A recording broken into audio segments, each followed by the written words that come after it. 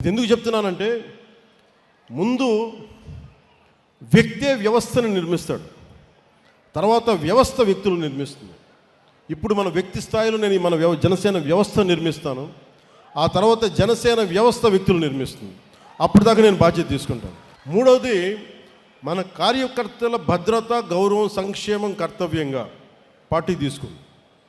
ఆ దిశగా ప్రతి క్రియా సభ్యుడికి ఒక యాక్సిడెంటల్ డెత్ క్లెయిమ్ని, ఇన్సూరెన్స్ని కల్పిస్తా ఉన్నాం.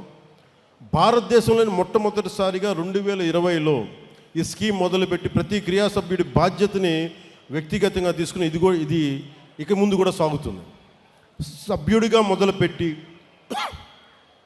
నిబద్ధతతో భాగస్వామ్యమై ప్రతి జన సైనికుడు, వీర మహిళ శక్తివంతమైన నాయకులుగా ఎదిగే పరిణామ క్రమమే మన దిశ, మన త్రిశూల్, మన జనసేన.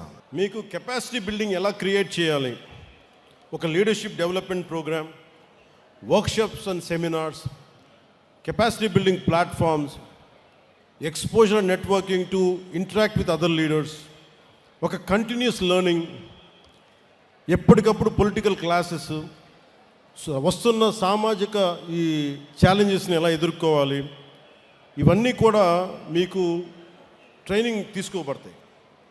ఇందాక చెప్పినట్టుగా వెల్ఫేర్, నేను నాయకత్వాన్ని, మీ కెపాసిటీ బిల్డింగ్ ఎలా డెవలప్ చేయాలంటే, మీరు వన్స్ మెంబర్షిప్ తీసుకున్న తర్వాత, వన్స్ యూ కమిటెడ్ దట్ నేను ఫుల్ టైం పనిచేస్తాను అనుకున్న తర్వాత, మీ ఇంట్రెస్ట్ దేంట్లో ఉంది, మహిళా విభాగంలో ఉంది, మేము ఇట్లాగే ఉంటాం, లేదు మేము ఇంక ఎదుగుతాం, లేదంటే మాకు కల్చర్ ప్రోగ్రాంలో మాకు సత్తా ఉంది, సేవాదళ లాంటి దాంట్లో మేము ఎదగదలుచుకున్నాం, ఇలాగా విద్యార్థి విభాగంలో, యూత్ వింగ్లో, ఇలా రకరకాల విభాగాల నుంచి నేను నాయకత్వాన్ని పెంపొందించాలని ఆలోచన చేస్తూ ఉన్నాం.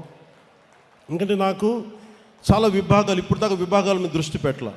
ఇక విభాగాలు, కర్షక విభాగం కావచ్చు, కార్మిక విభాగం కావచ్చు, ఏ విభాగాలన్నీ, అంటే బలమైన స్టూడెంట్ విభాగం కావచ్చు, అన్నీ చేస్తాం. కానీ దీనికి మొదలు ఈ దసరా తర్వాత శ్రీకారం చుడతాం.